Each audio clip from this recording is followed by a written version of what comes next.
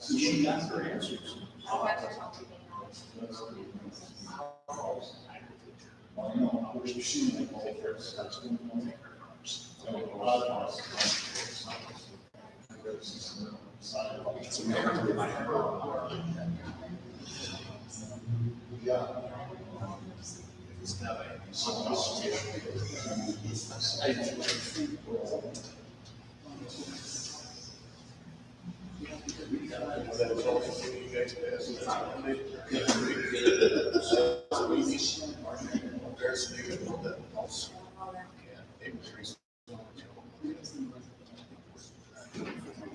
Yes.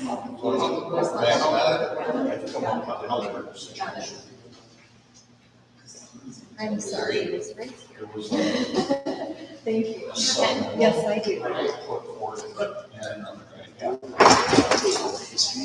was not sure it worked, so that one doesn't work.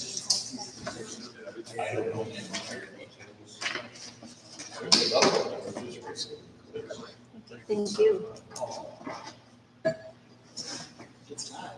It sounds like Are these public record? Yes, it will be entered in 3 minutes, just so you know.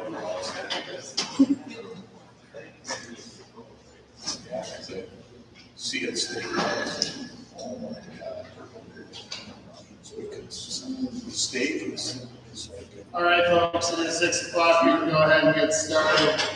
This is the Kalkaska Village Council regular meeting, September 13th. May we have a roll call, please? Certainly. When you're ready. Certainly. Wales? Here. Bishop? Is absent. Dunham?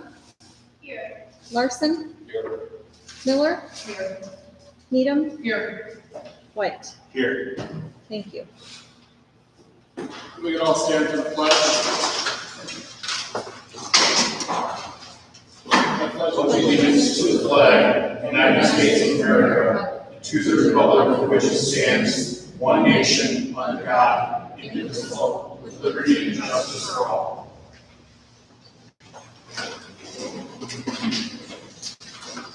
Seeking approval of the regular amended agenda, revision 9/13/2021. So moved. Motion and support. All those in favor say yes. Yes. Yes. Any opposed? Say no. Carries. Consent agenda. Board members can request certain items to be removed from the consent agenda for discussion. A motion is in order to adopt all items not removed. After that motion is passed, discussion will occur on those items previously selected for removal. Motion for the consent agenda. I'll make that motion.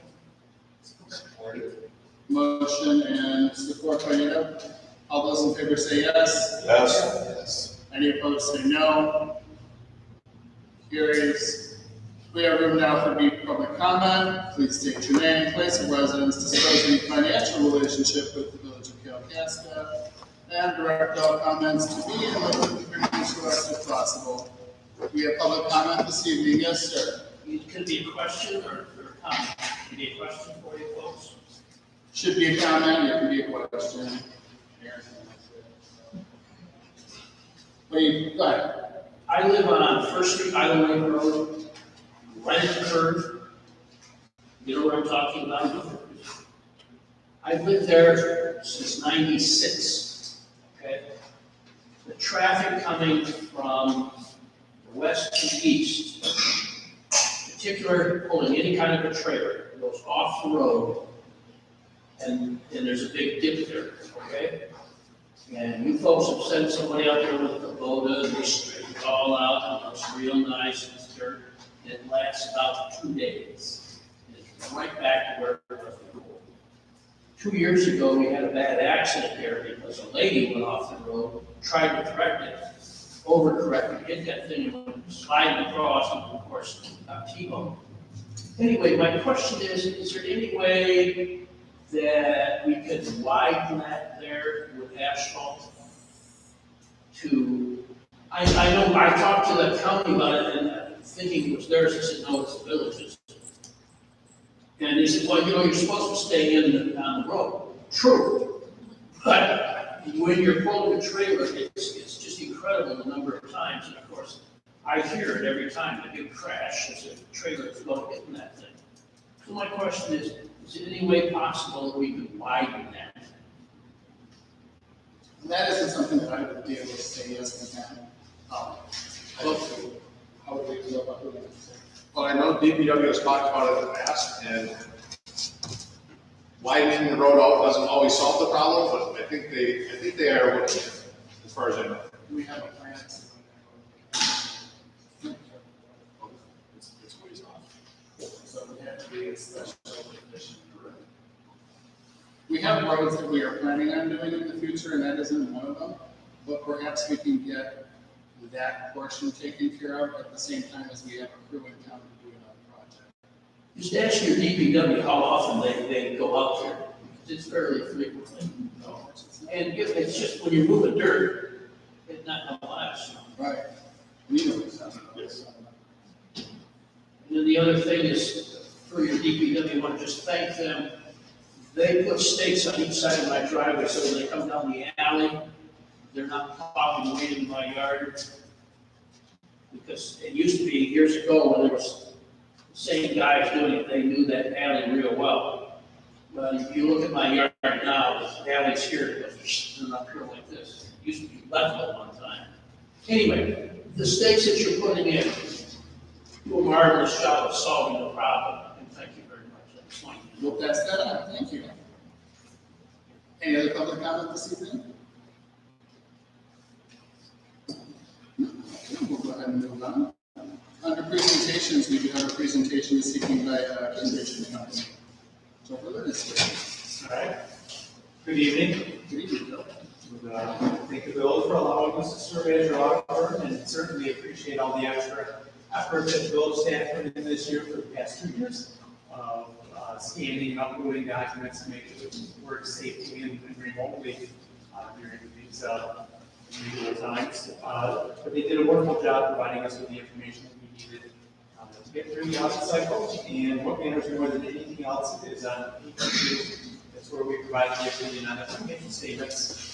And we will, in our financial statements, present fairly in all material respects the financial condition of the village as of February 28, 2021.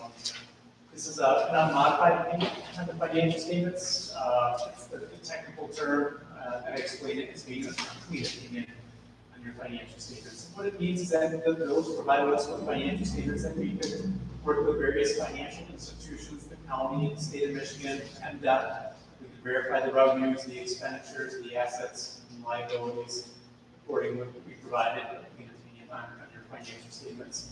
We've had a lot of other organizations with adverse or modified opinions. It means something to get the clean opinion, but it should always be your goal to have a clean opinion on your financial statements. Very next paragraph down is something that's somewhat unique. Every 3 to 5 years, we'll see this change in accounting principle paragraph show up on your auditor's report. And all that this is telling readers is that the village adopted implemental accounting standard board statement number 84, the new fiduciary reporting requirements. And if you compare this year's audit report to last year's audit report, you would see that last year we called your fiduciary fund an agency fund. This year we called it a custodial fund. Not exactly a sweeping change, but one that you're required to bring to readers' attention. Going through the rest of the report, if you turn on page 5, we get into the quick note section of the audit report. This is management discussion and analysis. It's 10 pages of financial highlights. We've got some 2-year comparative information included in this 10-page section. We've also got some just explanation for reasons behind some of the more significant changes in your financials during the past 2 years. First bullet point on page 5 shows that the assets exceed the liabilities of the village by 6.3 million. This is a hypothetical number. What this means, theoretically, if the village sold all of its assets and paid all of its liabilities, there would be about $6.3 million left over. Of course, the village has no intention of doing that. As we continue on through that, the 6.3 million includes this building, it includes all the various vehicles, equipment, infrastructure. If we back off those non-spendable items, we get 4.96 million of deficit unrestricted net position. 6.2 million of that deficit is directly related to your retiree healthcare liability, as well as your defined benefit pension liability. We'll get to those two numbers on the following page. But those are two new liabilities that are being included on your financial statements. This is now the third year that both of them have been included on the face of your financial statements. They used to just be footnote disclosed. Now we're including those on your actual statement of net position. And that's why you're showing an unrestricted net position. Most local units of government that have defined benefit pension and defined benefit retiree healthcare have deficit unrestricted net position. So it's not unique to Kalkaska. Second bullet point down, now we look at just the governmental funds of the village at February 28, 2001. So the general fund, the major local street funds primarily, total fund balances came in at $2.3 million as of February 28, 2021. There was a decrease of $212,210. And most of that has to do with spending that happened in your major street funds on various projects throughout the course of the year. Third bullet point down, now we're looking just at the general fund of the village. There was $1,093,946 of unassigned fund balance. General fund is your most important fund. The unassigned fund balance is the most important element of your general fund. You're at just about $1.1 million. If we divide that number by your annualized expenditures, it transfers out. You guys have 24% set aside in reserves. About 90 days worth of working capital sitting in your general fund. Not too much, not too little. Government Finance Officers Association recommends having 2 months of reserves, 3 months of reserves. So right where you need to be. So sometimes it's a little spooky looking at the deficit unrestricted net position, but when we look at what really matters, when we look at your unassigned fund balance, you're doing fairly well. If we go down to page 8, we get a look at the comparative assets and liabilities for the last 2 years of the village. 3 rows real quickly that I wanted to point out. If you look about 4/5 of the way down in the non-current liability section of the schedule, the very last 2 columns, 2020, you see total OPEB liability of $2.86 million, $2.87 million. And then if you go to the very next column over to your left, you see that number increased to $2.94 million.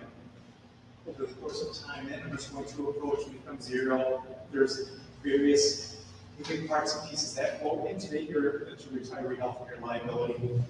That's the total amount that's going to be paid over the next 20, 30, 40 years to fully fund that obligation to your retirees.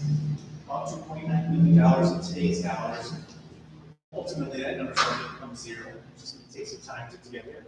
The very next row down, your net pension liability increased as well. It was $3,179,000 February 29, 2020 compared to $3,342,000 at February 28, 2021. That as well is going to eventually become $0. It's going to become fully funded in about 20 years. You'll get to the point where you don't have net pension liability anymore because you're chipping away at it over time. Even though we went backwards, it's kind of funny to see that liability increasing. Liabilities increasing is bad, but over the course of time, you guys are putting in enough each year to make sure that even when you have a year where it goes backwards, ultimately it's going to approach and become $0. We've got about 20 more years before we get to that point. And then your unrestricted net position, 2 rows up on the bottom, the very last column in 2020, your ending unrestricted net position was about $4.98 million compared to about $4.96 million. So a slight favorable improvement in your unrestricted net position. So we'd like to see that it's trending in the right direction. Turn one more page to page 9. Now we get a look at comparative revenues and expenses for the last 2 years of the village. A couple items I wanted to point out. First, governmental activities that were your first column, 3 rows down. Your capital grants and contributions came in at $3.17 million. 2021 compared to 282,000 in 2020. The biggest reason being grant for what's built in here. So, not necessarily, I mean, technically cash didn't come into the village, but it went right back out to pay for this building and this project. If you go 3 columns over, business type activities, very top row, charges for services came in at 1.39 million. It's for your water and sewer. And that compared to just over 1.4 million in 2020. We saw that across most of our local units of government. Because of COVID, your water and sewer charges ended up going slightly down. Just the fact that you were able to almost break even is actually pretty good considering the circumstances that the village had to deal with and work through here in 2021. If you look at the very second to last column, 2021, 3 rows up at the bottom, we see that there was a net increase in that position of $2.87 million. So across all the funds of the village, about a $2.87 million increase in your total net position. So if somebody asked the village, are you guys better off in 2021 than you were compared to 2020? The answer would be about $2.87 million better off. That's encouraging. Now, a lot of that had to do with this $3.1 million grant that came in for railroad square project. What I do want to point out is if you look at the 2020 column, so 4 columns over, 3 rows up, the change in that position for your water and sewer funds last year, 2020, was a decrease of $511,000. That compares to a decrease of about $330,000 in your water and sewer funds in 2021. So be mindful of. I know there's a rate study that's being conducted to make sure that you guys will try to do enough to keep that sustainable over the course of time. Excuse me, I'm sorry. If we go down to page 17, we get a look at the governmental funds of the village. So this includes general funds, major local street funds, primarily in the middle column. We're not including your water and sewer fund. So, like I mentioned before, your general fund, it's unassigned fund balance of $1,092,946. The very middle column shows all the other governmental funds aggregated together. They have a positive fund balance of $1.2 million, primarily restricted to major local streets. And then altogether, total governmental funds, very next column shows a total fund balance of $2,308,514. Turn 2 more pages to page 19. Still looking at just the governmental funds, so general fund, major local streets primarily.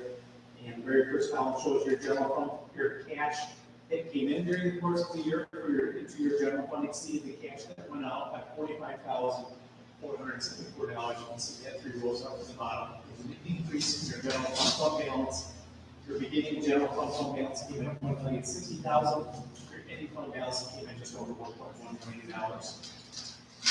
So that's good. We get to see the increase in your general fund balance. A few more schedules I wanted to point out. If you go down to page 23, something to be mindful of. I expect there's a good chance that USDA might reach out to the village and talk about your water and sewer rates. And the reason that they're going to be bringing that to the village's attention is primarily because of this page here. So page 23, this is your statement of cash flows for your water and sewer fund. If you go up to the very top section, your net cash provided by your operating activities was positive. So your water fund day-to-day cost from what you charge your residents compared to what you pay for utilities, employees, and so on and so forth, you generated $48,597 of positive cash flow from operations, which is good. And then the sewer fund, right next column over, generated a positive $237,000 of cash flows from your operations.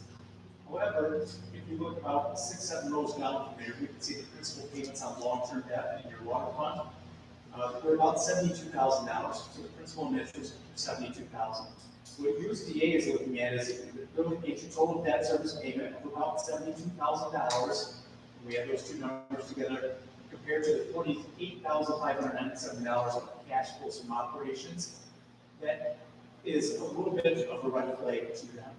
And they're going to ask the village what they intend, what you guys intend to do to bring that up into, I guess, more of a one-to-one ratio. So what are you going to do to make sure that you're generating enough cash flows from your operations to service your debt?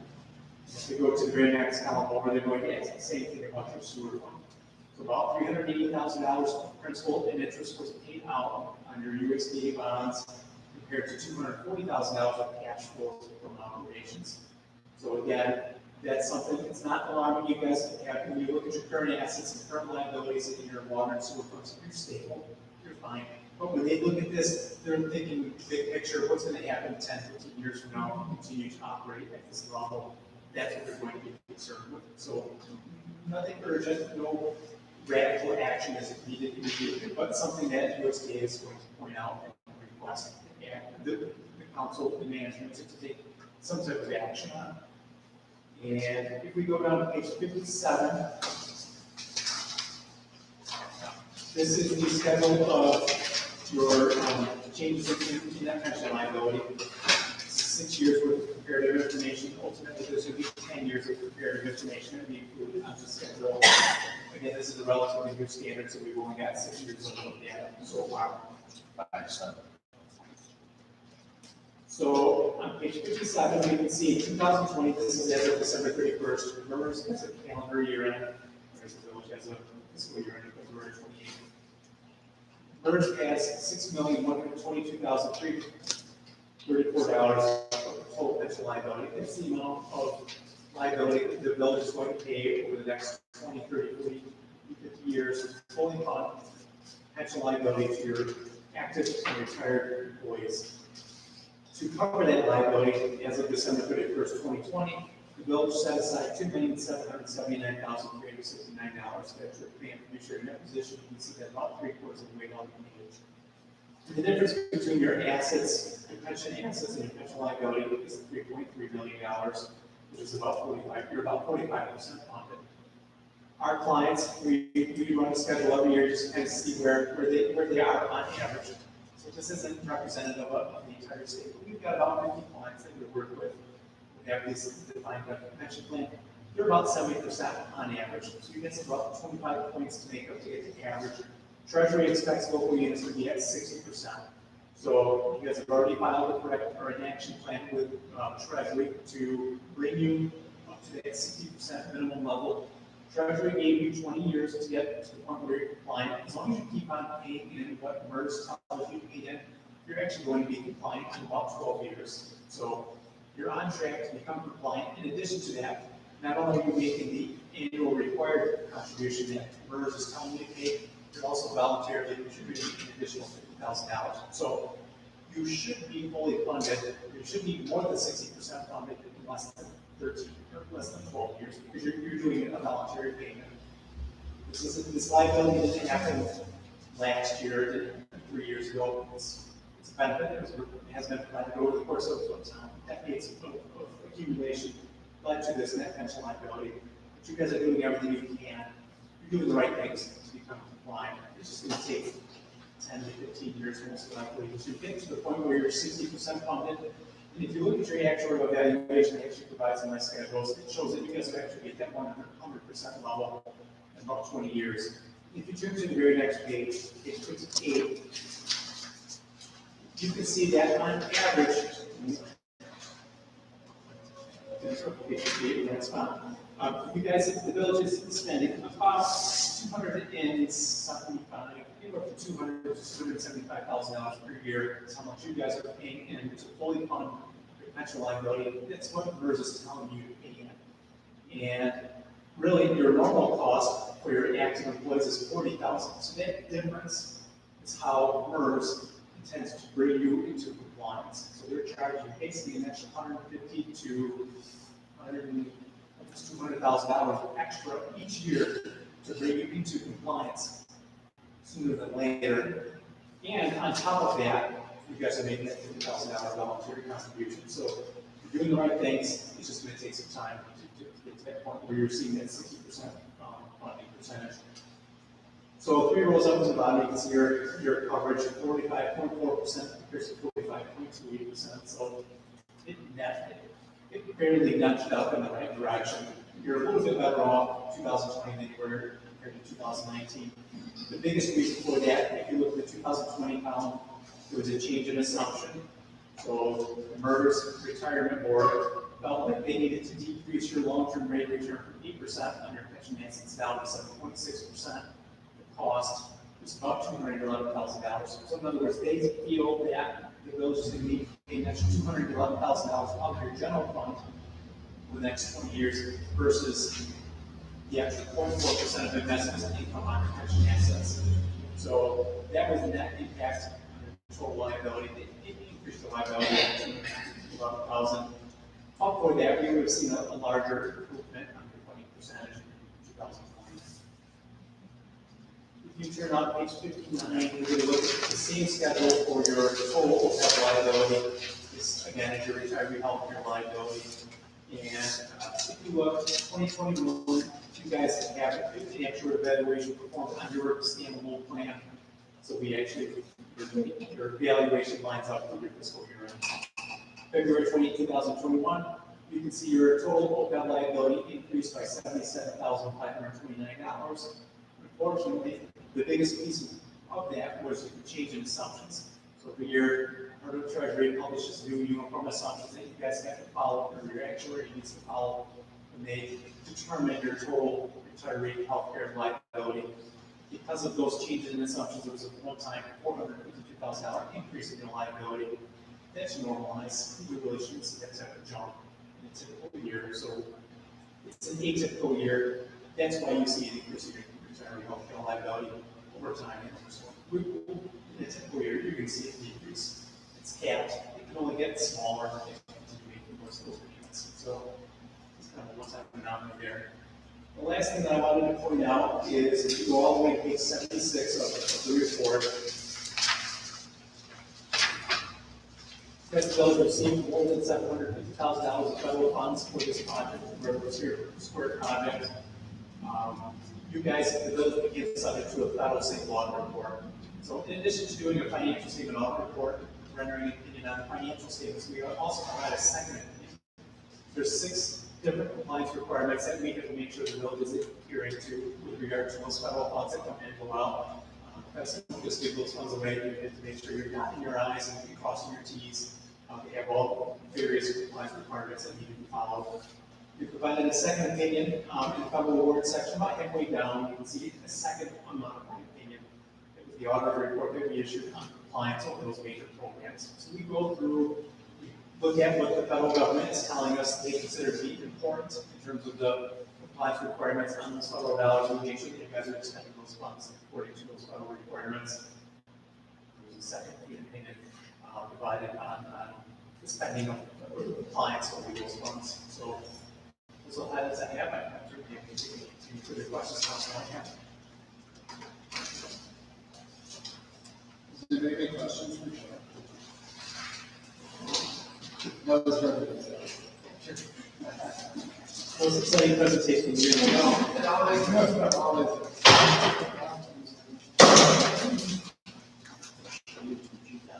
I have questions about the audit, but not the auditor, so I don't know. Yeah, you would be the one to ask. Well, on page 6, which is part of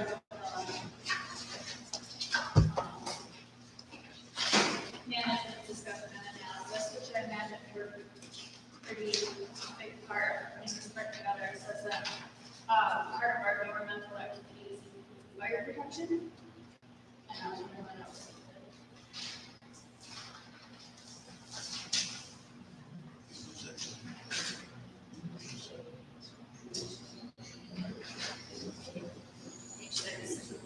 Page 6. Yes.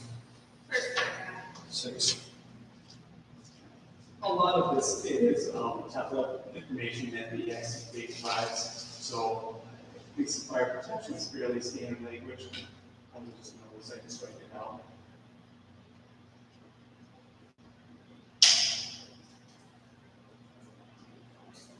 Thank you. And then on page 11,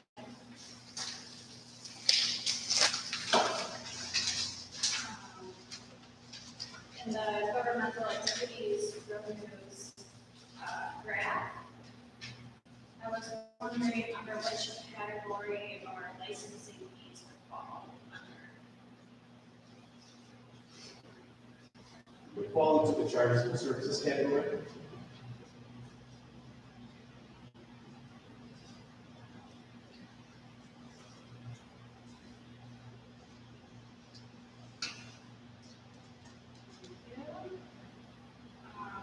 And then I think this was early. I said a few times that we had a significant increase in legal related costs last year. And I was wondering what those were for. I believe we put funds, into the legal side for the current MML battle, with the old insurance carrier that didn't cover the liability for, the lawsuit. We hired, the lawyer, and that lawsuit is currently underway. And not knowing what that would entail, there's quite a bit of money that's spent in that so far.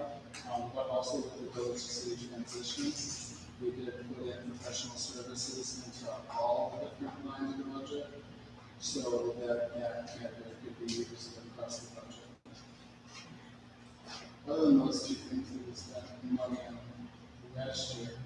Of course, the regulator was spending on COVID, and others was to operate in that too. Other than that, other periods. That was the majority.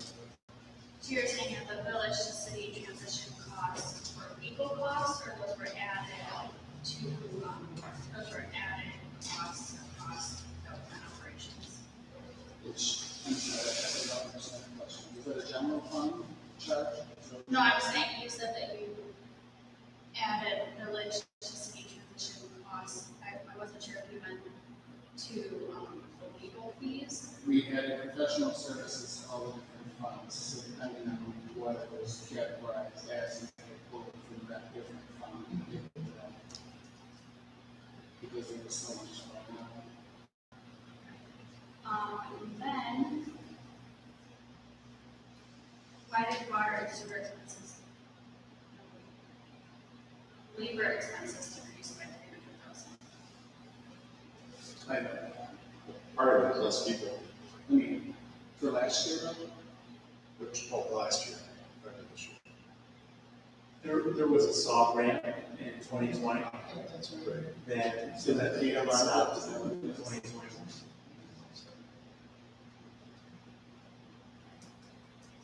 Operations.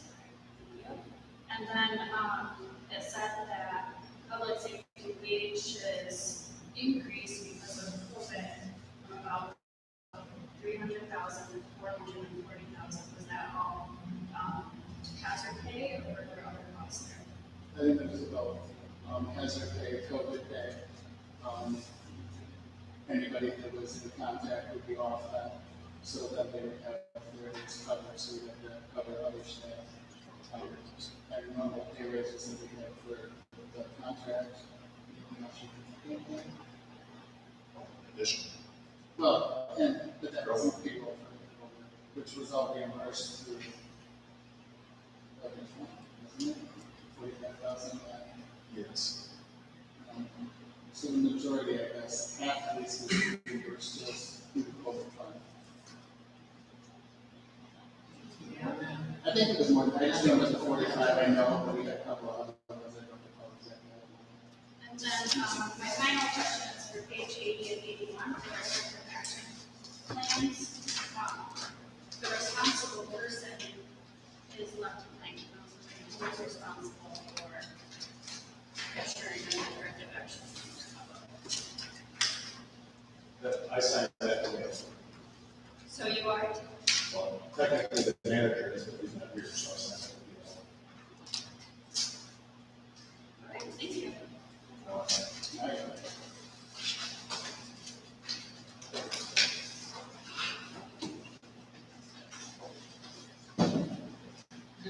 So get you a 25 handle, if some changes in the status of the law. Sure. So Joe, things look overall fairly decent. I think we know where we need to adjust, but we already have pretty much adjusted everything that we need to. Reassessing, you said that we may be contacted. I don't know.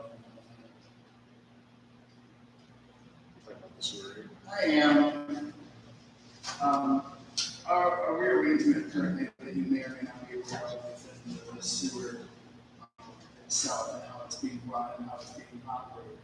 Would that plan that we have initiated to reassess and lower the cost of operation for the sewer and the water system, would that correlate to them as a plan to conquer that problem for the moment? It could, so, Or at least buy us a couple of years to see if the transition is. would be a good conversation to have with Blake Smith. I'm gonna talk to Blake. Got He's gonna be the one ultimately that's going to, give it a thumbs up or a thumbs down. So I think absolutely, if you can show him a budget that shows a decrease in operating expenses, even if you keep your revenues the same, he wants to see that the village has enough ability to generate enough cash flow from operations for your debt services. The mansion number he's looking for is 1.1. You get $72,000 of debt service that's getting paid out of your water fund. He wants to see you have, it's called $75,000 of cash flow from operations, a little bit more, 1.1. Maybe be a little bit closer to 80,000. Same with your, in the sewer fund, it's $380,000 on average of debt service coming out of your sewer fund. He's going to want to see about $420,000 of cash flows from operations. There's not one right way to get there. You can get there by increasing rates, you can get there by cutting costs. Either way works. Or both. Or, yeah, a combination of both. And we have had conversations with the placement about that, and he knows what we're doing, and we're trying to make sure we have good numbers before we assess a rate increase. And he knows what we're doing, and he's doing it.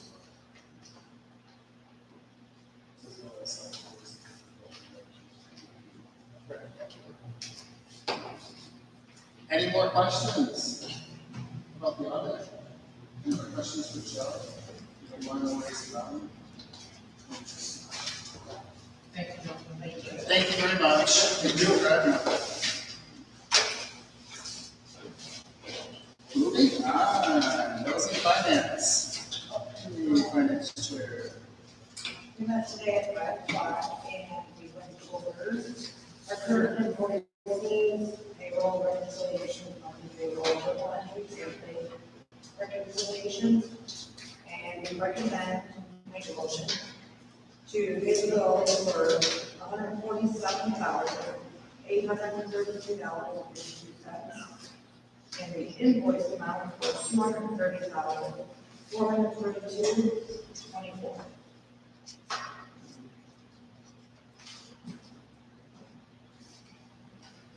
I'll support that motion. Motion and support by Dunham. May we get roll call? Certainly. Bishop is absent. Dunham? Yes. Larson? Yes. Miller? Yes. Needham? Yes. White? Yes. Wales? Yes. Carries. Adequate.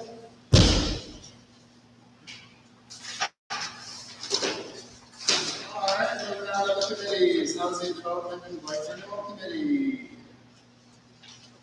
Good evening, everyone. Housing Development Board Renewal met for their inaugural meeting on the 2nd of September, 4 p.m. All members and Assistant Manager Oba and Yara Brown in attendance. We discussed inventory of viable development properties for single multifamily homes and apartments, vacant lots within the R1 area, possible properties for development. The committee also discussed funding paths and possible partnerships for future projects listed as priorities and direction. We will be meeting again on October 7th to review an updated inventory map. Bureau Brown of Housing North will provide updated information on developers and state incentive programs, and we have no recommendations at this time. We'll be gathering our information. Do you have anything to add, Mr. Pope? No. Excellent. Sound like it's coming right along. That is all I have to report for that. I guess I was gonna do it later, but, we purchased the house on Court Street. That is ours. We have, Bobby was there last week and did a study for asbestos and lead, and they have a proposal to us. So, we are actually waiting to hear from Habitat for Humanity. They may be purchasing that property from us. So I passed that information on to them as well. Yes. Public Works. Public Works met the same day at 5 PM, all members in attendance. We met to discuss consideration of utility bill adjustment for Mr. Hillman's request for sewer credit due to a water leak of an abandoned water line within his property. After investigating the details on recommendation and historical record, we would recommend and move that the council approve a sewer credit in the amount of $267.12 to remove $84,000 gallons, of usage that did not enter the sewer system. Have a second for that motion? Second by Dunham, and a roll call, please. Certainly. Nothing went in that sewer. Okay, but discussion. It didn't go in the sewer. Why are we giving sewer? Because if it doesn't get processed through the sewer, we don't charge them. That's historically how it was done. Simple irrigation. Right, it basically dumped out in the middle of his yard underground, it never made it to the sewer, it wasn't processed, and then it was an abandoned line that had been there for 20 years, that it just went leak. How much was it again, 200 and? $267.12 for 84,000 gallons of usage that did not enter the sewer. 80, how much? 84,000 gallons. And how long did this go on? We believe about 3 months. 3 months?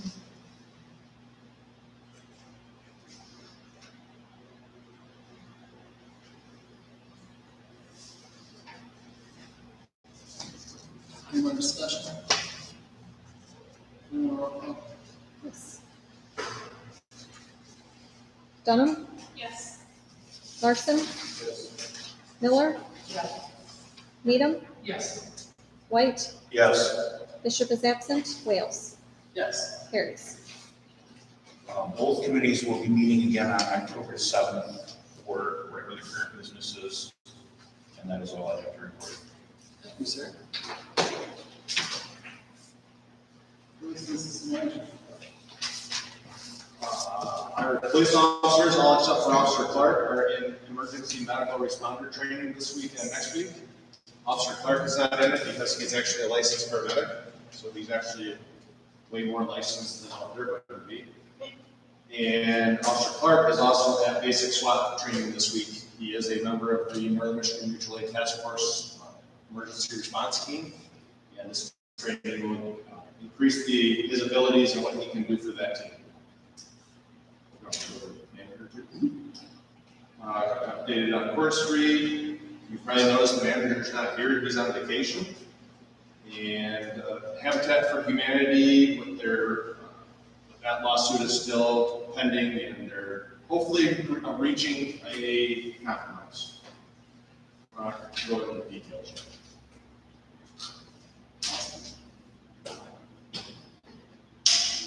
For my report, I would like to move on to what Cash is going to tell us about, because it's about the hottest thing going on right now. Before we go into new business, can you kind of walk us through the scope of this? Do you want to? It'd be easier if we did it one at a time. Okay, do you want to? Okay. So we'll go ahead and new business. Consider amendment to 2021 schedule of village meetings. Kalkaska County Commission on Aging at 303 South Pearl Street. You see, we've changed this, we've changed it again. And we want to make a motion to take this, we do, right? We have to. Yes, please. I'll make a motion. Motion, do I have a second? Support. Support, any discussion? All those in favor, say yes. Yes. Yes, any no? Opposed? No, carries. Okay, moving on. Consider adoption of resolution 2021-030 to support grant application for funding US 131 North Country Trailhead and Boardman River Boardwalk. This is for the boardwalk, excuse me, it comes out to 131 in the parking area with handicap access to the board of the river. We've been working at it for quite some time with the North Country Trail, to be part of the North Country Trail system. We have opportunities for grants that could fund the whole project without any cash outlay from the village or DDA. And we need your adoption of resolution support to continue with that grant process. So moved. Motion and second. Should we take a roll call on this, Nancy, because it's gonna involve you? I think we shall, Yes, yes. whenever you're ready. Yes, I don't have the, that I didn't, what's the cost of the project supposed to be? It's the budget that we put, that guys that do that put together for us was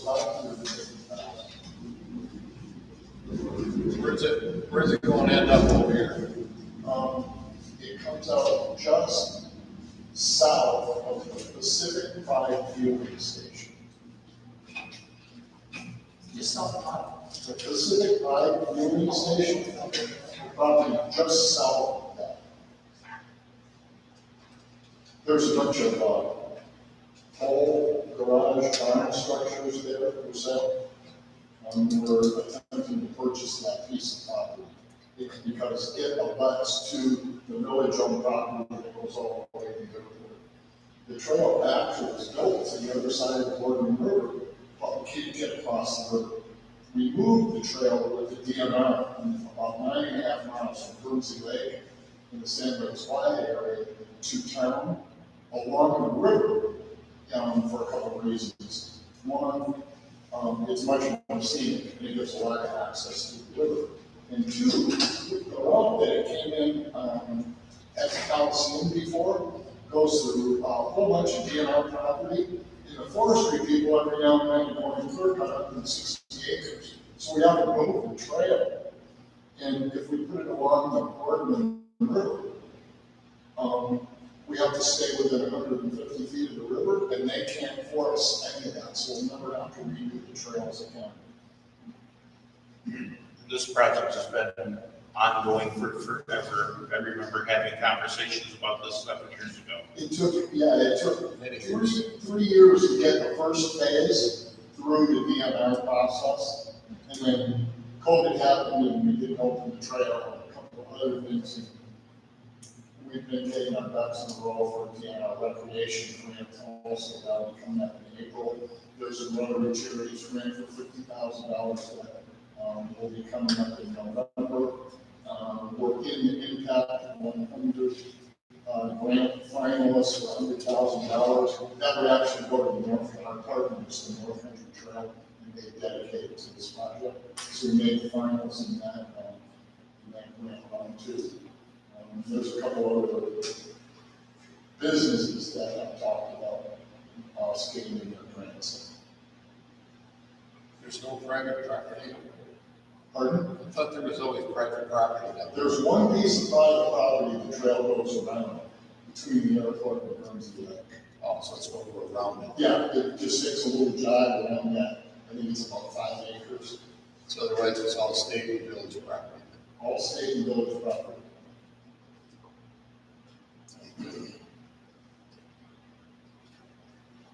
Any more discussion? Certainly. Larson, Yes. Miller, Yes. Needham, Yes. White, Yes. Bishop is absent, Dunham, Yes. Wales. Yes. Motion carries. All right, again, this one, consider adoption of resolution 2021-031 to support grant applications for funding Michigan Intermodal Transportation and Tourism Infrastructure Project, project. We applied for this grant last year. It was through U.S. Department of Transportation. It was scored and it was a suggested project, not a highly suggested project. They gave us several different areas to focus on to get our score higher. And we've been working with CCAB on creating that second round of documents for building permit. Also, there's a brand new one out from the EPA, federal EPA, and that is for a first round planning grant of up to $500,000 and a second round for actual construction. And that's for an intermodal rail, that's for a bus terminal, that's for a whole bunch of things. And they will review those individually. If we get to that round, we could ask for up to $100 million to construct all those projects. But it's the same plan as we applied for last year. There's two different ways we can apply this, so we want to apply for all of them. And the direction in which we're going with the programs this year is infrastructure and transportation. And everything that this has built into it, with the modifications from last year, with the introductions of the more experienced companies, I have a really good feeling about this one. I really do. Especially since we've already been in line with closing one out. And we have that person coming to work with us in the DDA, and somebody how that person's head. Mr. President, so moved. Support. Any more discussion? We will roll call on this too, please. Yes. Miller, Yes. Needham, Yes. White, Most definitely, yes. Bishop is absent, Dunham, Yes. Larson, Yes, definitely.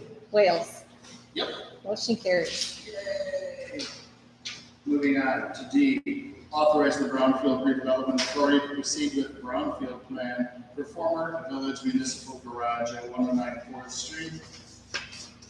Sorry to get the document too late, but I just received it this morning, and we've been working on putting aggressive time schedule. There's an environmental remediation that needs to be done at that site. We're looking at that. And we have a developer who's interested in that site, and we're proposing that they do a brownfield plan, and they actually do the cleanup. And get reimbursed by a brownfield plan, TIF authority. I think it's the direction that we need to go to get the apartments built on that site. We've been trying to get this off the ground for a couple of years, and the whole environmental issue may have just got straightened out with the problems on Robbie for the last couple of weeks. And you have a copy of the plan that we want to introduce at the Brownfield Authority meeting coming up. I already spoke with the chair, and she's really excited about it, and it could be the best thing for not only the developer, but the village too. Make a motion. Motion, do we have a second? I have a question. So the village currently owns the property. We're just proposing to sell it. And the work to be done and the cost to be incurred, is that planned to happen after it's sold or before it's sold? That's a very good question. I'm still trying to work that out with the terms and exactly how to structure all that funding. But the first thing you need to do to keep them in the plan for that property is to propose a brownfield plan to them, so they know what it looks like. It'll take us, I believe the document says until January to get it through all the hoops that it has to go through. But as the process goes, we can figure out what the timing is. None of the work will be done until we get to that point.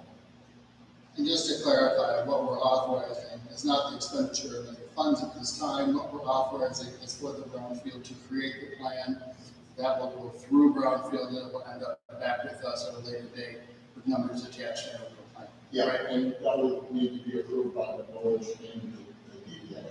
This is just the start. Yeah, this is the start, we can't go anywhere unless we get started here and get the plan rolling and authorization from the village, the DDA and stuff. It's not that costly, I mean, money, so we found it working for it. Right. Well, I think it's the best interest for the land, that's for sure.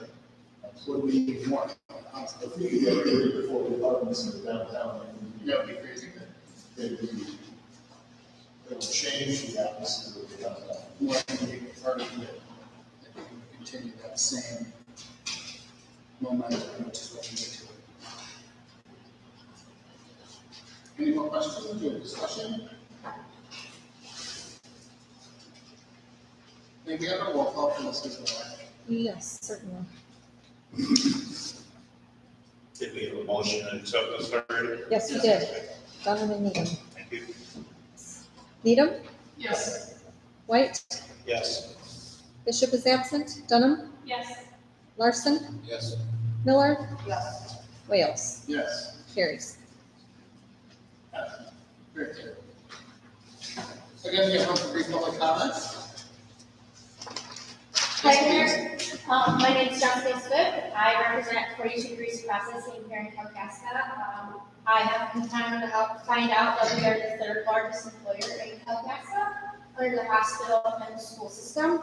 And I do believe we are the number one largest employer in Kalkaska for the cannabis industry.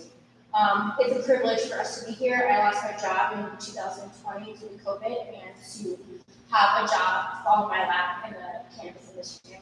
I'm very privileged to have a job and also be on this team. So, thank you. Great, thank you. Positive feedback. Oh, and I'm an official resident now, as of last week. Yay, did you get registered? Yes, I did. What was that? Can you come down and search? No. Oh, well, let's discuss for your. Any other public comment? Just don't forget the new shop over here. Yeah. Sidewalk shop. Is it Very down nice. there? Very nice people, yeah, Let's go tonight. very nice. We're adjourned.